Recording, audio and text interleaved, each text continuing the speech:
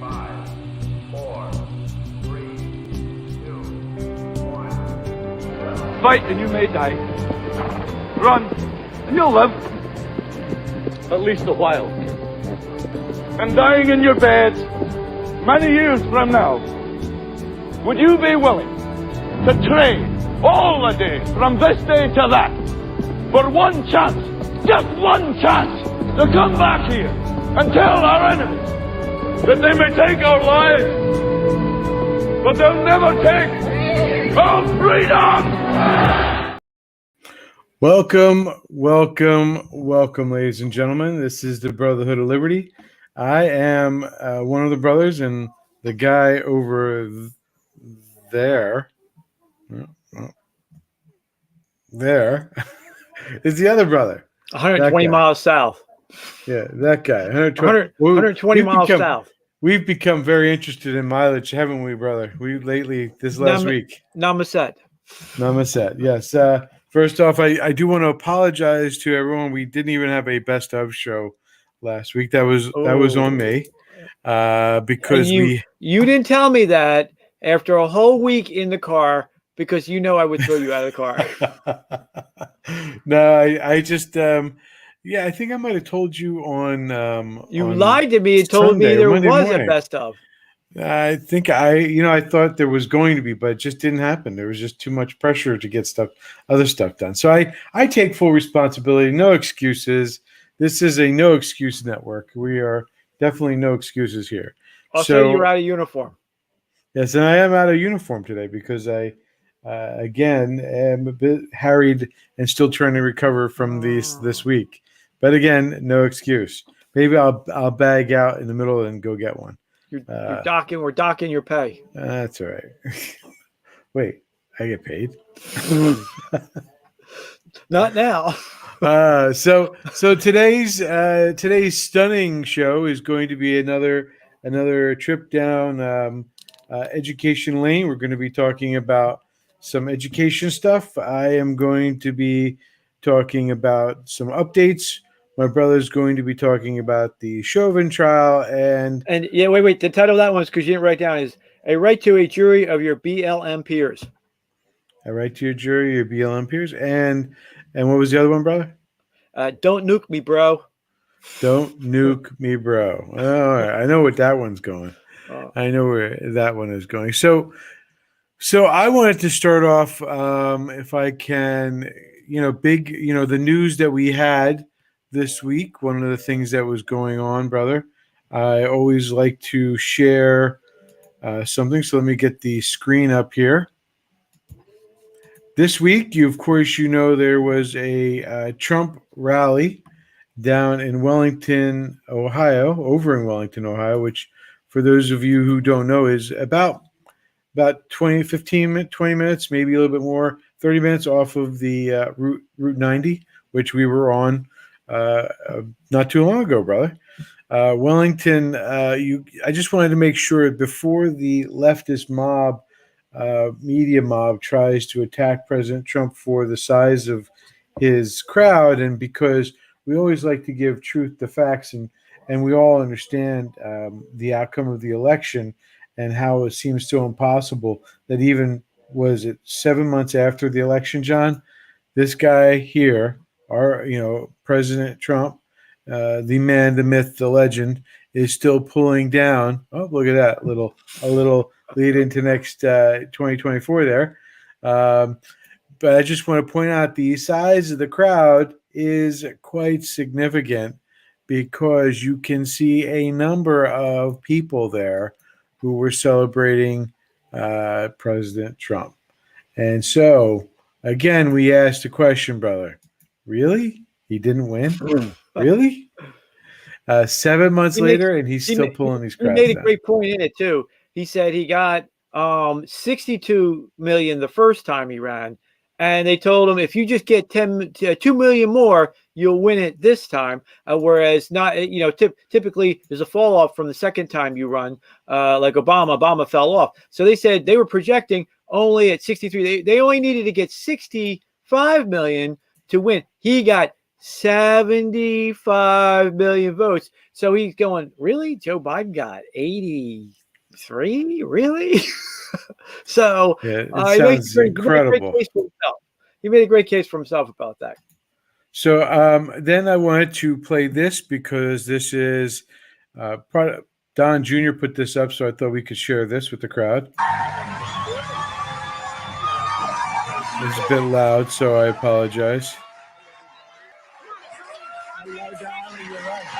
Of course, this is President Trump before he was president going on The View, John. The country is doing so badly, they want somebody that's going to help it. I think the country is never been in a position like it is right now. It's being ripped off by every nation, every intelligent nation in the world, whether it's China.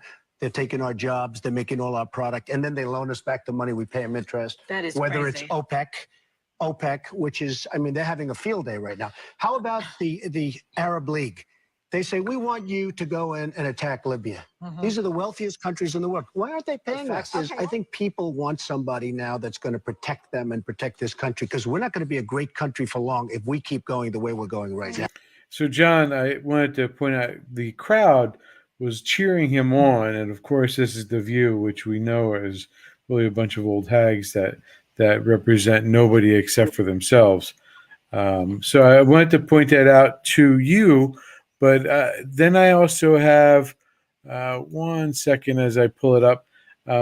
President Trump is very good at talking about the types of things that he's accomplished over his time in office, and I thought it might be a good idea for us to let him speak to that a little bit more.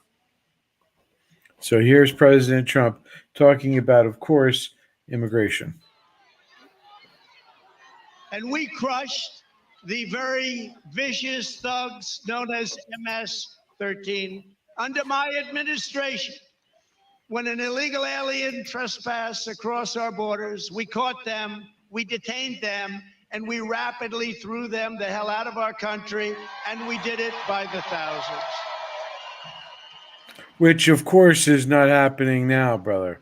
And so that's not happening now in real world because Creepy Joe and John, did you just ask why is he called Creepy Joe? That's a great question to ask, and I'm so glad you did. Here would be what's that? I'm glad to help you out. Yeah, no problem. Here would be why he is known as Creepy Joe. I got them $1.9 trillion relief so far. So, brother, can you hear me? He got 1.9 trillion relief. They're going to be getting checks in the mail that are consequential this week for childcare. A lot has been happened already. Even when he stands up, he's still whispering. Why, John? Why? Because he's creepy. He's Creepy Joe. This is just disgusting, John. Do you know he's mocked across the world? This guy, who I will say it again, is actually sleeping in the White House with a woman that he thinks is his sister. So again, I will put it out there. This guy is a clown show. He's a walking clown show. It's so disgusting. Number one. Number two, I'm going to fight like heck to get them the rest of what I think has to be done. Well, that was Joe Biden there speaking at his administration's infrastructure plan conference. He began to whisper into the microphone when addressing reporters' questions. The decision to lean in and make his point has had social media in stitches, labeling him a creep and calling the whispers bizarre. But it didn't happen just once. Don't in any way dismiss what Senator Murphy says about the environment. Don't dismiss it at all. Just remind him, I wrote the bill. Third time's a charm. I'm not being critical of y'all. I really mean this. It was legitimate questions you're asking me. Asking me, well, guess what? Employers can't find workers. I said, yeah, pay them more. This is an employees bargaining chip now. The press conference got a lot of attention from Twitter users who poked fun at the president for whispering to emphasise what he was saying to the White House press corps. One person wrote, Joe Biden's still engaged in a Q&A as he goes into bizarre answers and creepy whispers. Kayleigh McEnany tweeted, what did I just watch? Another user wrote, Joe Biden's creepy whispering and nonsensical blabbering all makes sense if you viewed from this angle. Another wrote, I've never in my entire life seen a world leader whisper on national TV like he's telling us a secret. This man is bonkers. Finally, I can't sleep. I'm having that nightmare about whispering Joe Biden again. So, John, my theory is awesome. this is him That's whispering into those little girls' ears. If you remember, Ah, yeah, this yeah. is him This is leaning what he in. was saying. I think he was saying other things, but No, I'm we'll sure go he with was this. saying other things. But now we've all been subjugated to the same type of discussion that he's been having with these little girls in their ears when he leans into them and whispers in their ears. No wonder why they all look like creeped out. I mean, not just because he's a creepy old man, but because he's a creepy old man. That would be why. There's the Yeah. reason why. But according to the press, the American press, he's the next FDR. Which is why we had to go to Sky News, an Australian network, in order to get, and the Australians to get the right information, John. Disgusting. Yeah, go ahead. You were saying No, FDR? you're right. Go ahead. He's the next. According to the our fake news, he's FDR. And Trumpy brought this up in his. We could have played it, but I forgot to ask you for it. But brought it up about how FDR's voice. Remember what FDR was like and what he did in the nationals in the international scene. Fighting the Nazis, winning war. Mhm. Starting war. All that, and they had the nerve to compare his G8, his G7 appearance with that. And it's like, oh, okay. It's All absolutely right. disgusting, All right. John. All It's right. simply disgusting Why that you we can't trust a word they say, these creeps. They're the creeps. no. The creep media. They're We need to call creepy. them the creep media. They're the creep media, and he's the chief creep. There you go. So that's what it comes down to. It is disgusting, brother. Creepotus. Creepotus. I love it. I love it. Creepotus. Yeah. So in other news, brother, we also have the. It's going to take a moment here to pull up our wonderful naval representatives are working very hard to make our Navy safer. As you can see here, well, you can read the article, not the video. Let me stop the video there. Fewer ships, more equity, Navy growing weak while going woke, critics warn. So in the article, what you would read, it's a short article. It's from Just the News, which says a quality job, as usual. They point out very clearly that that they're taking away money from designing the next generation of surface ships and undersurface ships, as well as missile systems that we could use to deliver, the threats of nuclear weapons to our enemy. They're stopping the R&D for that type of planning, as well as, like I said, for surface ships. And instead, they're dumping a ton of money into wokeism and to diversity training in the Navy. So the head of the Navy, Admiral Mike Gilday, Chief of Naval Operations, was questioned about this by the oversight. I believe the oversight committee, one of the Republicans on there, and he said, inwardly, we have to understand ourselves, and we have to understand critically that we value diversity. That was his rationale to dumping some ships, because we've covered this before. We've covered the fact that the U.S. Navy is in a cruiser crisis where we need to get cruisers. Our cruisers and our destroyers are aging out. And meanwhile, the Chinese Navy, our competitor, is making brand new ships, training their sailors up. Meanwhile, our sailors, which are being forced to do extended deployments as well as return deployments in shortened leave time, because of the demand on our fleets, it's are pushing them out there longer and away from home longer. John, this is We often talk about what's the Democrats' plan to destroy our country? They're weakening our Navy, but it's not just weakening our Navy. They're going to put us into a position where we cannot meet the commitments that we've set for. In other words, it's not just China. This is not just China. This is also protecting the seas, as we've talked about before. Pax Americana. They want to take Pax Americana away because we learned that from 8 years of Obama when he sat there in his king's chair saying America is, there's something wrong with America. We can't be, it can't be Pax Americana. Now it's different than what President Trump was saying. President Trump was saying we should lead the way. President Obama was saying we should not lead the way. We should let other people like the Chinese or the French or some other dictatorial country lead the way while we follow them. Whereas President Trump says America's the greatest country in the world. We need to lead the way, but we want you to help pay the way, which is what you should be doing when NATO is paying their bills and doing their part of the shared commitment, as we should see in East Asia as well as in India Ocean, the Pacific Ocean. We should see all this. We don't, of course. Why? Because, like you said, we got the FDR, the failed Democrat running. FDR, this guy, Biden, Mr. I sleep in the White House next to a woman I think is my sister. That's the reason why, John. We have this destruction of our Navy because they want to teach it's not just about wokeism. It's also, more importantly, in some sense, they're taking away our Navy. They're ripping down the Navy, and the Navy is the frontline defense. Just a footnote on that. I don't know if you saw, the Russians just launched a new submarine.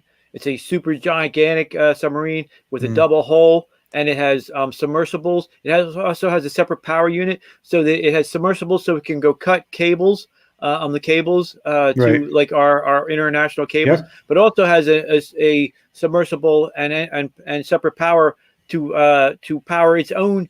I guess it can lay down its own network, its own not a communication network, but a sensor network, so it can detect other submarines. And it also has apparently 6 nuclear torpedoes, which is a new invention of theirs, a new weapons development, so that they can create they can shoot a nuclear torpedo that creates a huge explosion, which created tsunami, wiping out a city by a flood. Just like we saw in the tsunami in Indonesia and in Japan, so that they'll be vulnerable to that. And worst part about it is this new double-hull super gigantic submarine is under not the Russian Navy control, but directly under Putin's his own control.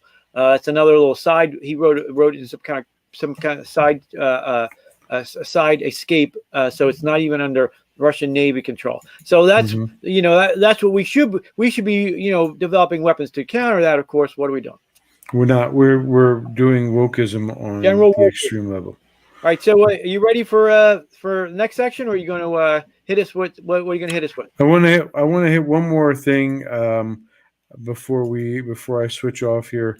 I want to talk about Senator Cruz brings up. He's on the attack on the. You're about to do your Second Amendment thing, correct? Okay. Yeah, I'll do that then. So this is Cruz talking about the director of the AFT as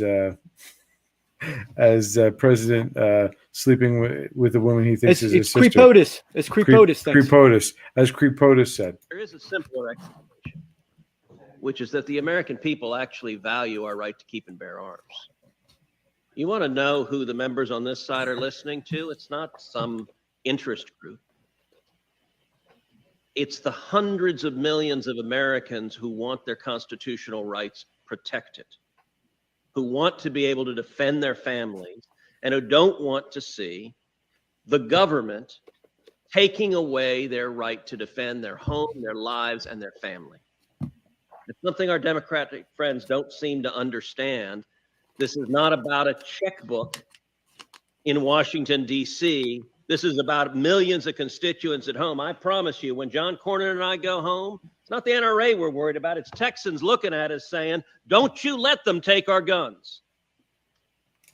So I just wanted to end the update section with that, brother, because I think you can't get pretty much of a clearer message on the Second Amendment on where Americans stand than Cruz stated right there. We're not listening to the NRA tell us what we should be supporting and not supporting. We, as Americans who value our rights, know that the Second Amendment is not to be tampered with. So, All right. So he's referring to I guess I don't know what he's talking. I don't know why he cut that that clip in there, but whatever. They this week he's talking about the ATF chipman going in there and listening, right. So being Wednesday, part of Brady. Yeah, so Wednesday, Creepotis put out a executive order ordering the ATF to, we don't know exactly what yet, but to quote crack down on dealers that are, we don't know what, because anybody knows anything about ATF dealers is they are religiously strict on complying with the ATF requirements. What happens is you just can't go sell guns. You have to have you have to go through the ATF approval process so that you are approved to be a dealer. There's all different classes. I have his clip when you're ready. Okay, go ahead. To own them. And I might add, the Second Amendment from the day it was passed limited the type of people who could own a gun and what type of weapon you could own.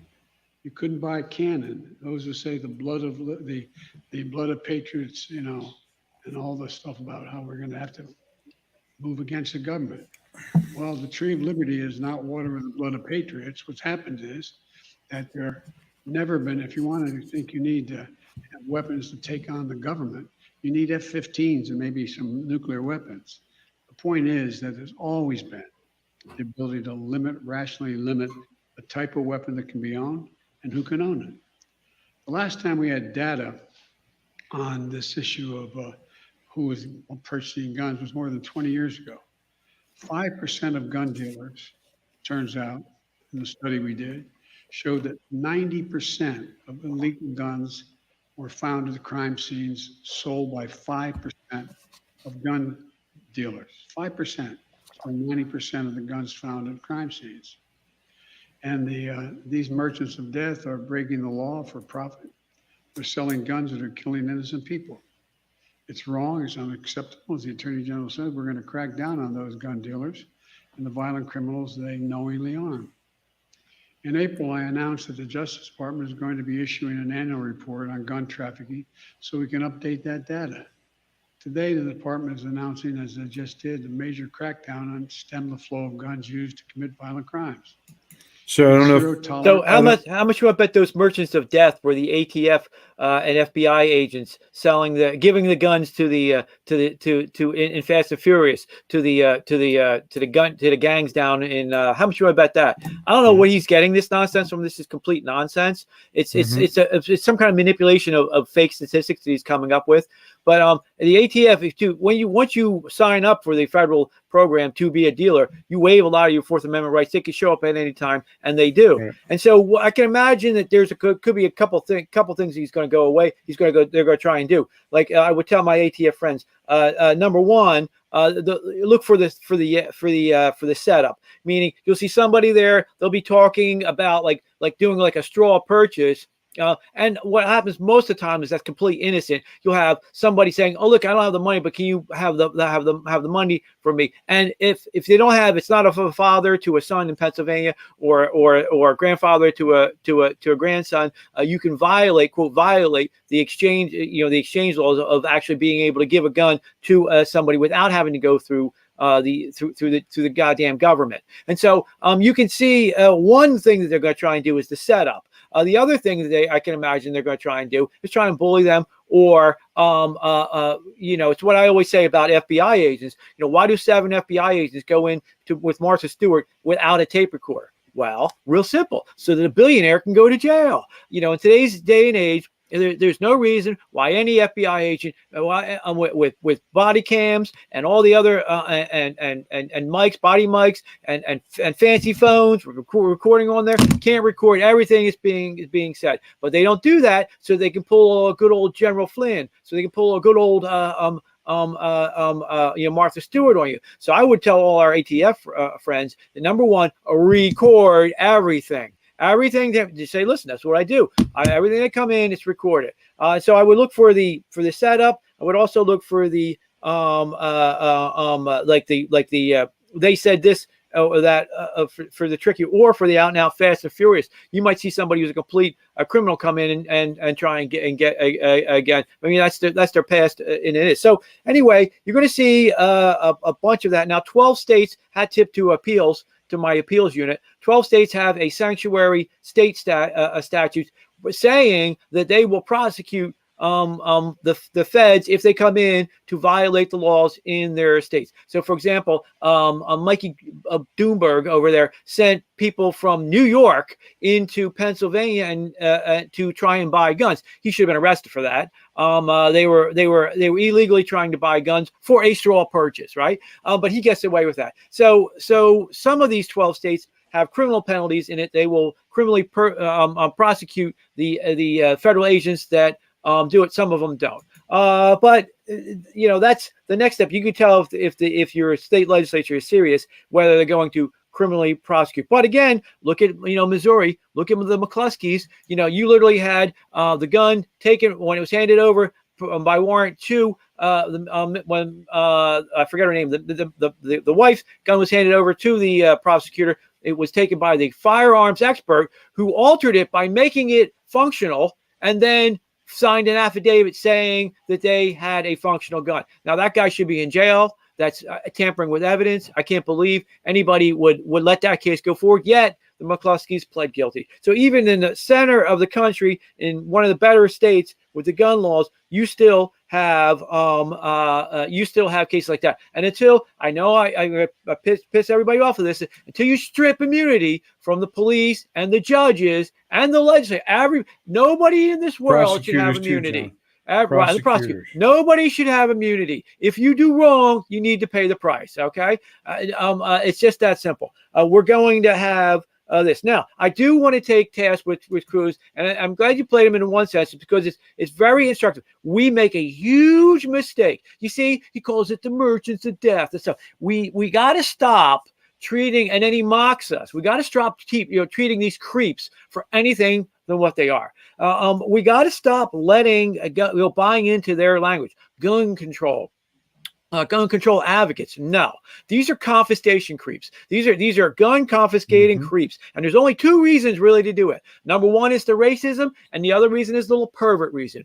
All right. So what is these little gun confiscating perverts do? And that's what we need to call them. Well, why do they want to take your guns? And this is the thing that Cruz doesn't make the point of, because they want to do every little evil act that they have in their dopey little utopians world to us, right? So we just saw the pandemic. Imagine if none of us had guns. They can't help themselves with the sexual glee they get with the idea of being able to force people to do whatever they want.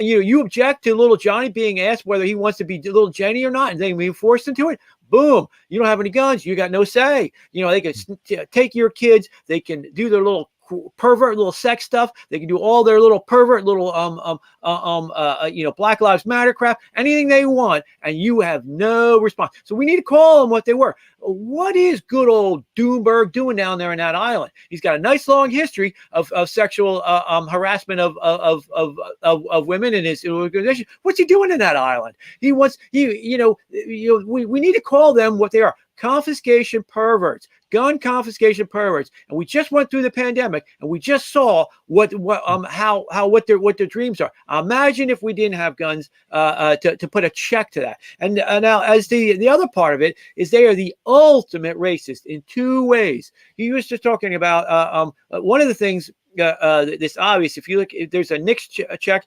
which is the national database where you have to buy a firearm. It gets checked against. And some of the states have their own version, but it's the federal system that really was the camel's nose under the sun, under the tent, which allows them to prosecute people for getting guns if they say that when they're lying on the form, and also it lets them have a huge list of people that are prescribed from having a gun. It's a complete nonsense. But one of the biggest categories is illegal immigrants. And why? Well, because the first thing that they do when they get over the border, one of the first things that they do, to the tune of 1 million to 2 million every year is because they're from Mexico and there's only one gun store in all of Mexico, and all these poor all our poor little illegal brothers and sisters down in Mexico are subject to the gang to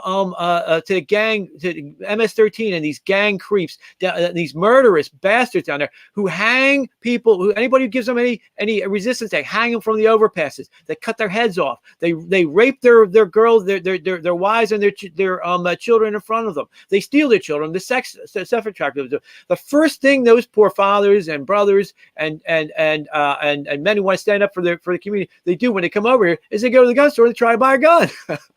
I'm all for it, right? If these creeps on the Democrats were really not racist, if they would say, well, we're gonna, not only do you not need an ID to vote, you should get a gun. We should be handing out the guns to these poor illegal aliens to the tune again of 1 to 2 million a year that show up on the Knicks list as people. I think it's the biggest category, actually. It can't be. It has to be the people that they're disabling from having a gun. But it's one of the top 10 categories of that every year of the people that are denied having a gun. Now, the other half of that, too, is the ultimate dog whistle.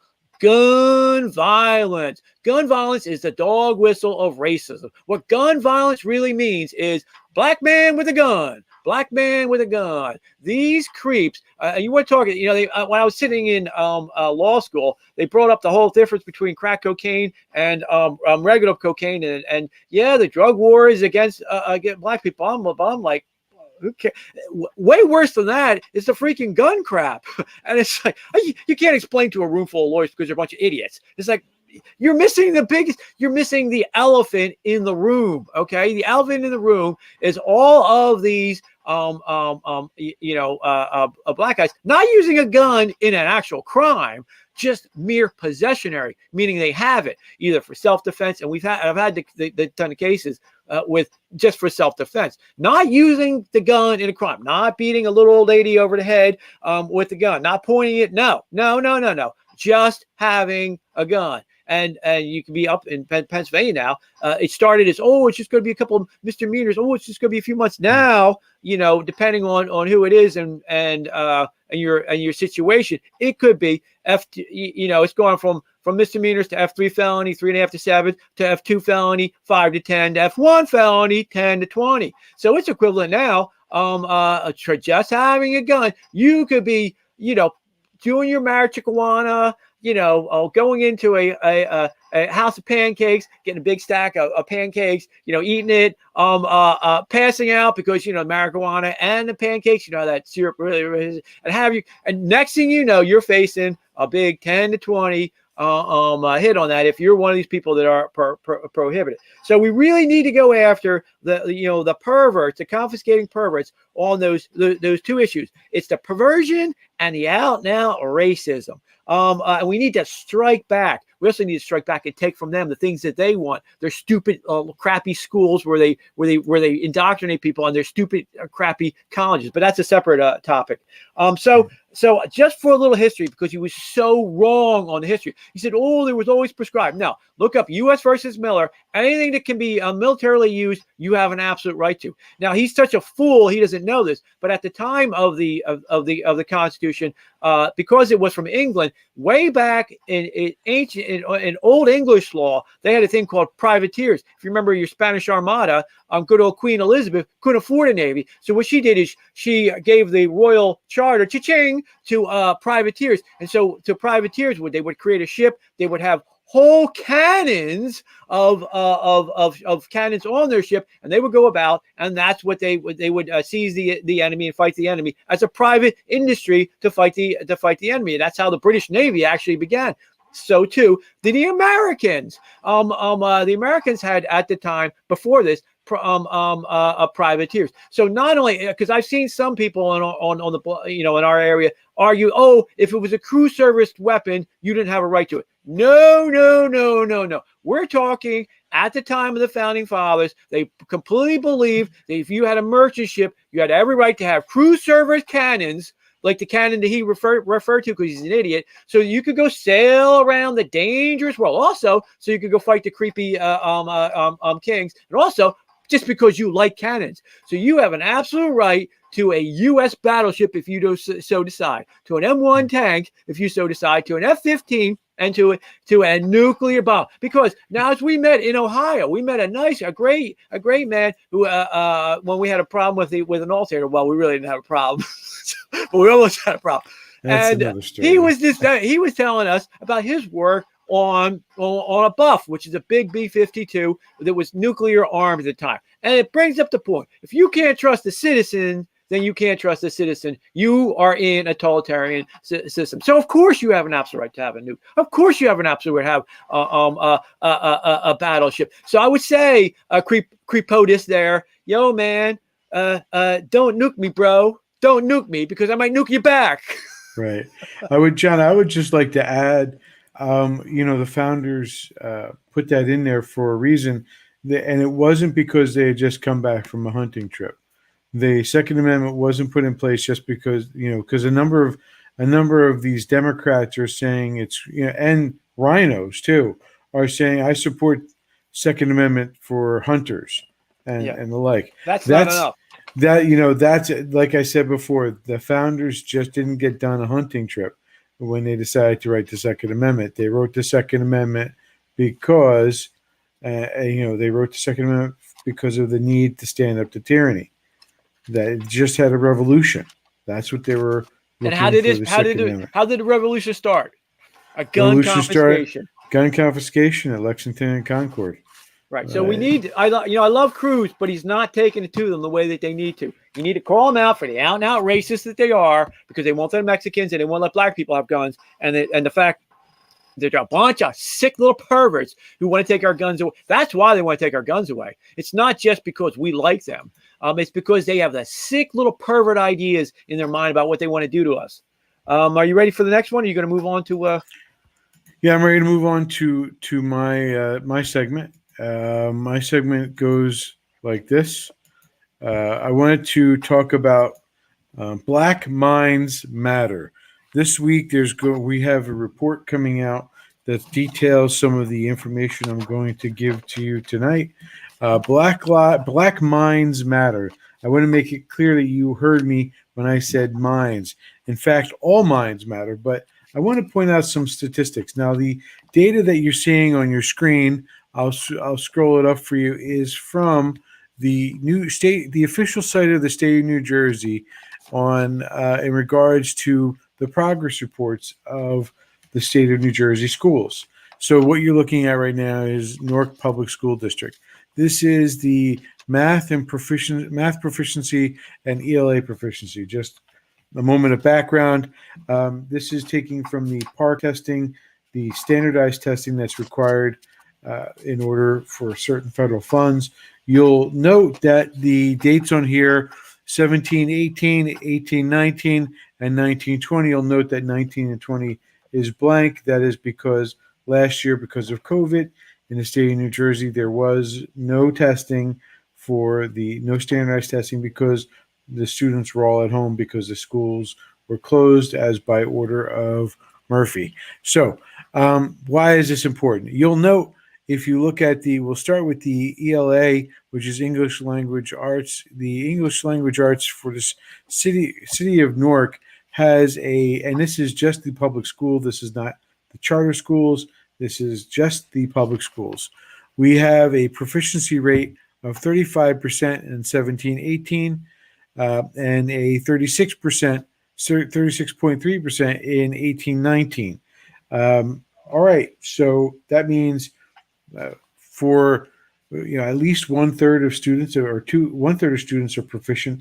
That means 2/3 are either partially proficient or not proficient. Proficient in this case means they understand language arts. They understand enough of it from the test that they are considered knowledgeable enough to have a future in it. You'll look over at math, and math is even worse than that. It's less than 1/3. In fact, it's 1/4 in the case of the federal accountability standards. But that's all not the most significant thing in what you're looking at, John. If you look at the numbers, if you can see it on your screen, the statewide proficiency rate for federal accountability. In other words, What across the state you have is 56%, 57% 0.9 for ELA, and 44.5% in math in 2018-19. So less than half in math and a little bit more than half in language arts are proficient. That's what the records show. Now, you would think, John, with such a low proficiency score, you would have you'd have a low graduation rate in the city of Newark. Well, John, if you thought that, you were wrong, because as you look at the screen that's coming up right now, where is it? There it is. You will note, of course, that the graduation rate, that's what this is, graduation rate, trends and progress, is four-year graduation. 80.8% of the students of Newark are graduating. So, John, a third of them are proficient in language arts, and a quarter of them are proficient in math, yet 80% are graduating. Now, if that doesn't throw up red flags, I don't know what will. And we get to why. Why are these scores so low? Because, John, to be clear, there are districts across the state with low scores. Is the test unfair? Is the test incapable? No, John, that's not the case. The problem is it has a lot to do with teaching technique. There's always one of three things that causes the failure in this case. So it's either the teachers are bad, the administration that's supporting them is bad, or there's something going on with the families and child. So there's a trifecta of things that could be any one of those three, and in some cases, it's all three. But you'll note, John, if you'll think back to me, especially in places like Newark, what could it possibly be in these areas like Newark? I'm glad you asked, brother. Here's some information. If you'll think back in the late 60s, what was going on in the 60s, brother? Do you remember what movement was big in the 60s? Anti-war? Anti-war, and led by Martin Luther King Jr. Civil rights? Civil rights movement. So this is what we're going to touch on briefly here, is we're going to be touching on the civil rights movement. Do you know what fueled the civil rights movement, brother? Who fueled it? It was Martin Luther King. But what fueled him? He had to have money coming from somewhere in order to be able to travel around the country. He wasn't a rich man. He had supporters. You know who his supporting network was? Am I supposed to answer now? Middle class workers? Yes, because the truth is, we talked about this on the ride back. I didn't know it was going to be a test. You didn't tell me you were going to be a test, or what am I supposed to say? Well, I mean, there's no test involved. You should remember the answer. So the middle class black families were the ones that Why am I in 8th grade again? The middle class, because that's what that's the range I'm teaching. So the middle class black families were the ones who supported Martin Luther King Jr. during the civil rights movement, and they were the main providers of support throughout the entire civil rights movement. So they were the ones, and often they were working. If you'll think back, you're not going to have a white man in this time period working for a black man doing electrical in his house, doing plumbing, doing any of the trades. So who would be doing all the work in black people's houses? It would be black men who would be doing the trade work inside the house, fixing the house, and they would also be making money. And this is one of the highest times that black families had married couples. So in fact, it was a higher rate of marriage in the black community than any other, including the white community, during the 60s. So we know this up until then. This all changed when the Great Society happened with LBJ. When LBJ comes in there and puts in the welfare and the Great Society, it causes these black families are no longer together as much. We also see there's a movement in education away from trade schools. To this point, trade schools across the board, by the way, not just in the black community, not just in the cities, but everywhere. Trade schools were important because people needed to have a farmer in their town, of course, but they also needed people who could weld. They needed people who could. Every town needed workers who could go work in a factory or do some other type of skilled job involving that. So most every school, including the schools in the city, had trade schools. They disappeared starting in the 70s and going all the way up to even today, when they're just starting to come back now. But the important thing is why? Why would they take away the ability for the middle class family to be able to afford to feed themselves? Why would they put in place a system that caused these middle class families to break up? And why, John, are they making people think that they should be going to go to college? Because there's a lot of kids out there, regardless of the color of their skin, who shouldn't be going to college because it's setting them up to have a huge debt. But why are we seeing this movement? Why did all this change? Because if you can answer that, you can answer why the civil rights movement stopped doing anything after the 60s. There was a little bit here. There's institutions put in place. There's affirmative action, things like that were being pushed. But John, why were there no more major characters like Martin Luther King Jr., who were cruising around trying to force change and make things better? Was it because if you listen to Reverend Sharp and Jesse Jackson and the other collection of race baiters, you'll hear them talk about how unfair things have been for so long. If you listen to Chuck E. Cheese Schumer or Nancy Stretch Pelosi or any of the other, by the way, those are taken from Mark Levin, just to give him credit. But all these people, these Democrats, or Obama, Biden, these guys are all saying about how unfair it is for the black community. Where were the Martin Luther Kings for the last 30 years? Answer that question and answer who changed all that, John. Who changed it all? Was it the Republicans who were in charge of the cities, who made education be 30%, illiterate students, or 30%, 25% who could do math? Are the Republicans the one in charge of the cities? Or has it been Democrats in charge of the cities for the last 60 years? Because the educational system of every single major city in the United States, and all the minor cities too, are run by Democrats. And if you want to know why the minority families are being so devastated for the last 40, 50 years, they're being done because of LBJ's his Great Society and all the democratic programs that they've forced on black families since then, John. So black minds matter.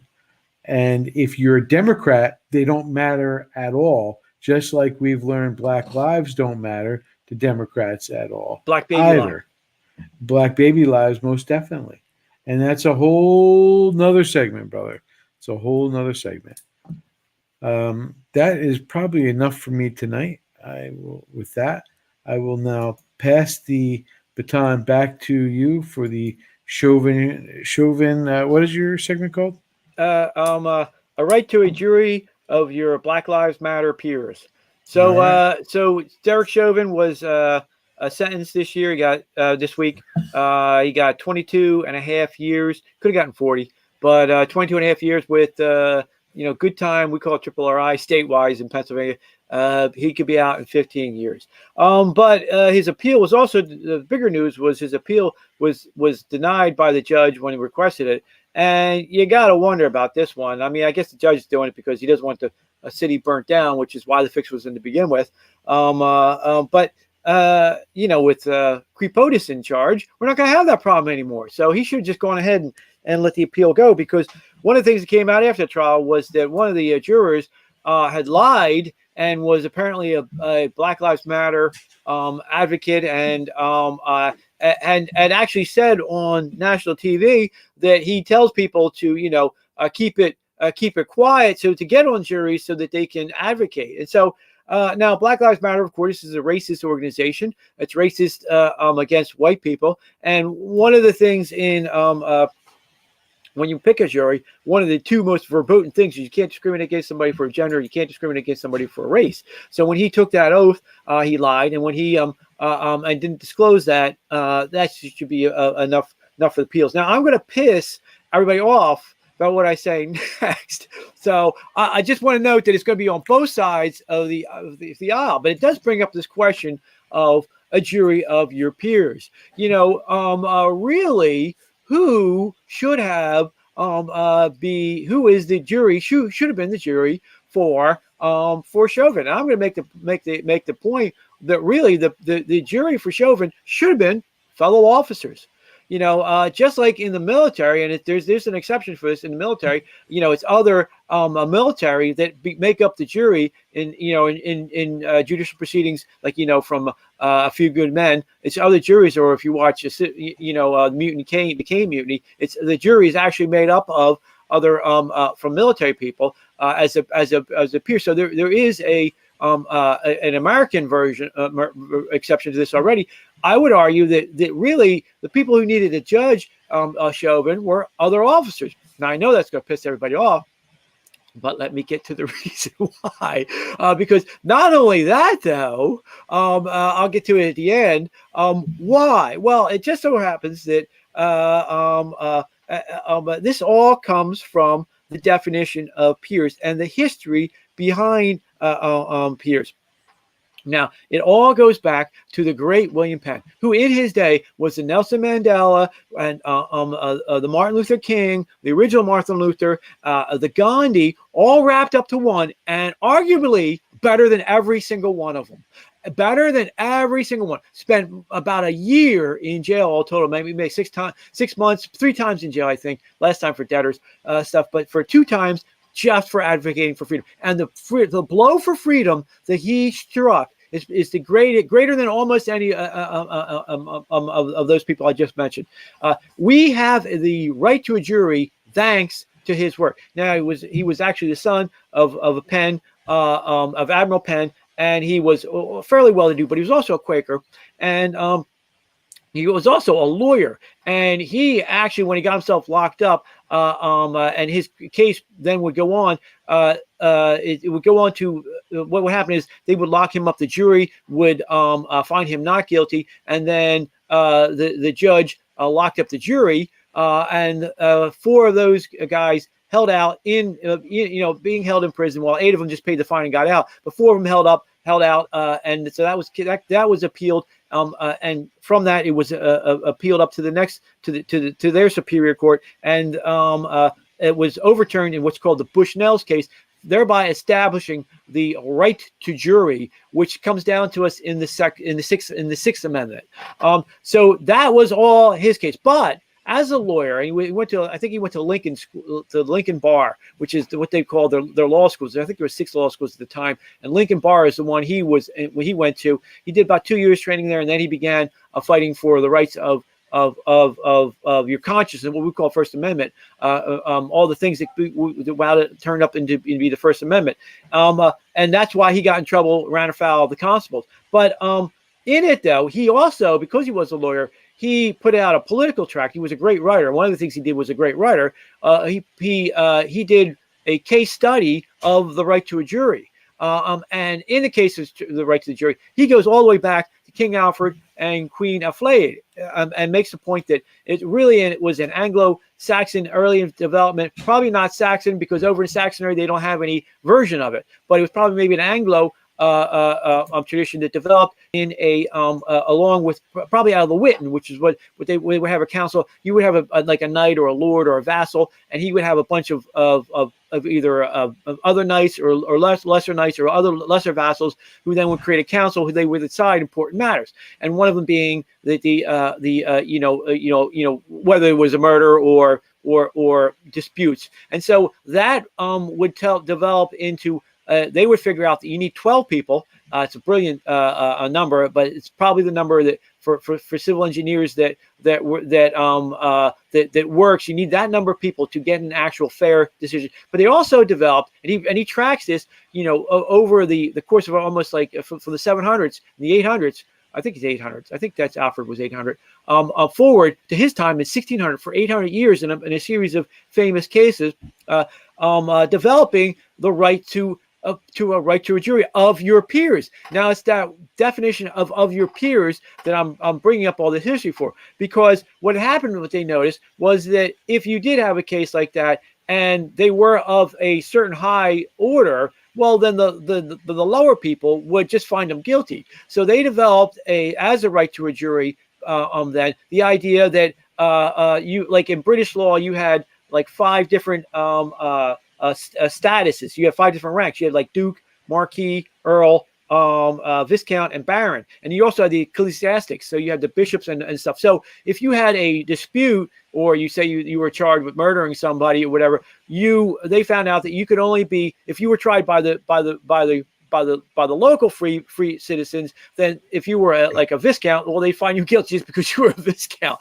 So they developed the idea that if you were an ecclesiastic, then you would be tried by your ecclesiastics. If you were a lord, like a baron, you'd be tried by the barons, and that would become the right to a jury of your peers that we call today. But the problem is, peer has lost its actual original understanding. But what we do need to do is to bring it back, because it does, like I said, in the military judicial code, you have a right to be tried not by the regular people, the regular citizens, but by fellow enlisted men and fellow officers. My argument would be that you have to make it for Chauvin that he had a right to be tried by his peers. And here's the thing, and here's why it applies the most. I had a case, and one I tried last year before the pandemic, and in it, the mom said something to me which I will not forget. The jury was out for about 8.5 hours. It was one of these cases where the young man shouldn't have had a gun, but he had a reason for it, and the reason was for self-defense because of the maniacs that they had down in the city of Chester.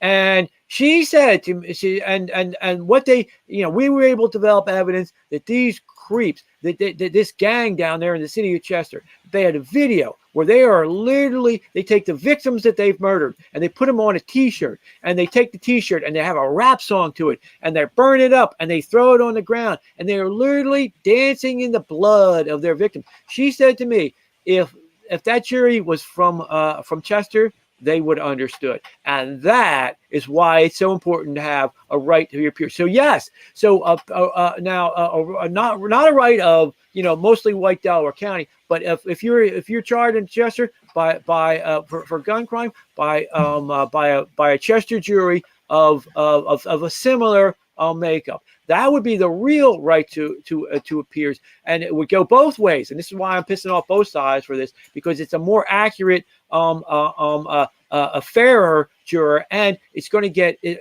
us back to the idea that the government should lose, and that the government has the burden of proving the case beyond reasonable doubt, which is what the original intention of the Sixth Amendment and the right to a jury. And the development of the jury was to begin with. As the great William Penn had said, he said, the right of a jury is really, the jury is the people's share of the judicial power, because the judge will fail. He's a one human being, and judges always fail. They're just one person, and they always bend to the king. They always bend to the government. They fail. They fail again and again and again. Whereas the jury, sharing their right, that's their part of the judiciary to make that decision, will not bend to the government or hopefully the winds of the time. So now that the Democrats are trying to impose a caste system again on us,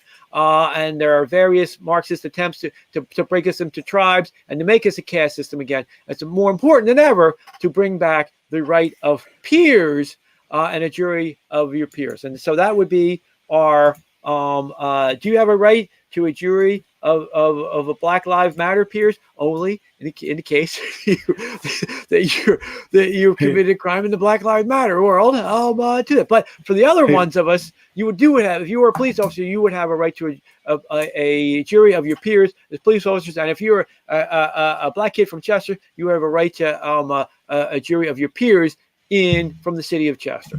So, brother, I have the head of the Black Lives Matter in Minneapolis, who was questioned by MSNBC. I have her response to the Floyd to the Chauvin trial. She says something about this being the judge missed a chance to send a message. So I was wondering if I can ambush you with this video and show it if you mind. Do you mind if I show it?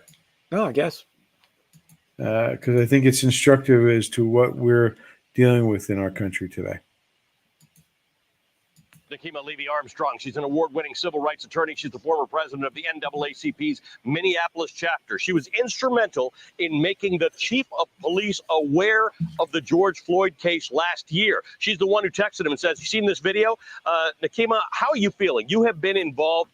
You knew about George Floyd before most Americans did. You saw that video very, very early on. You let the world know about it. How are you feeling about this sentence?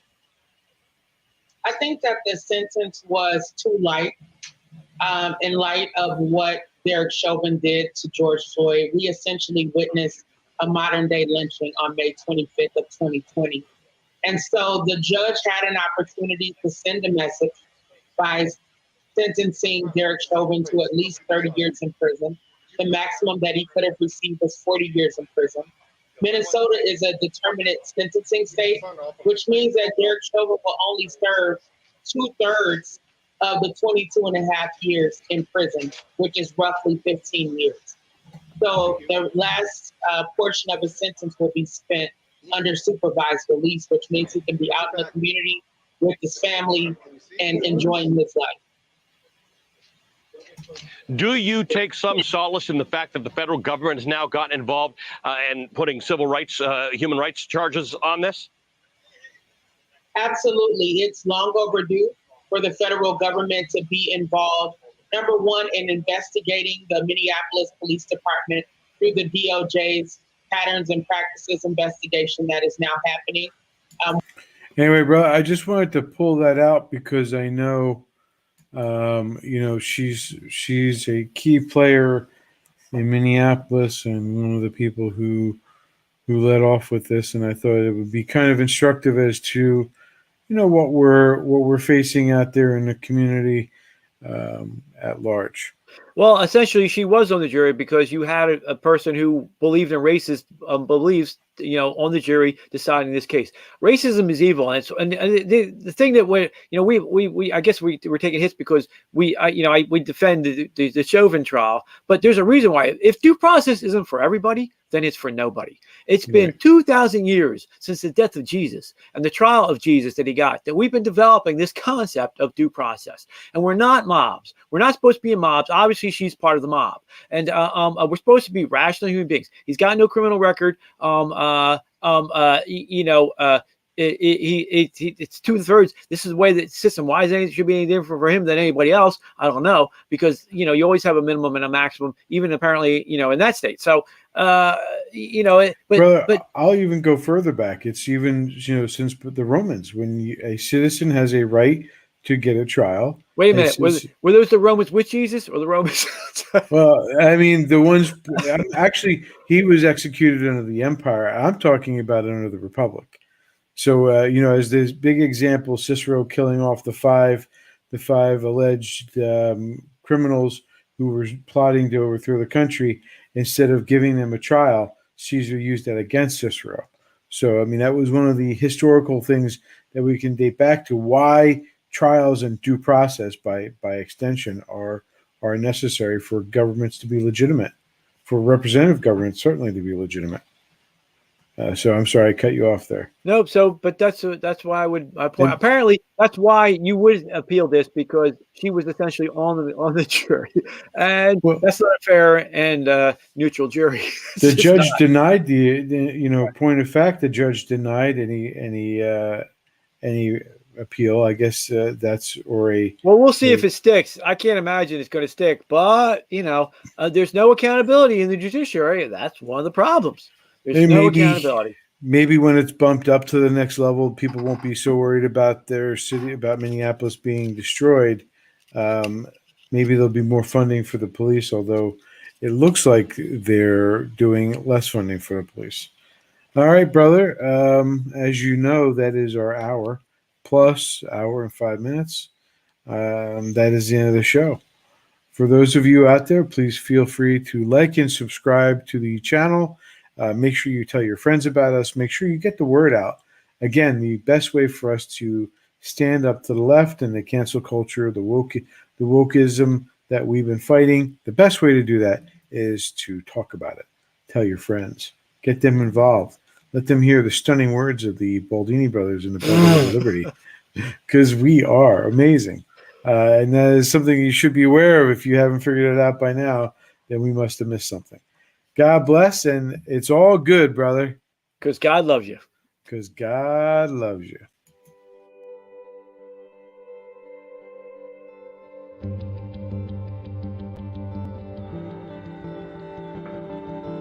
Next command. Stand by at power transfer. Time is X minus 10, 9, 8, 7, 6, 5, 4, 3, 2, 1. Fight and you may die. Run and you'll live. At least a while.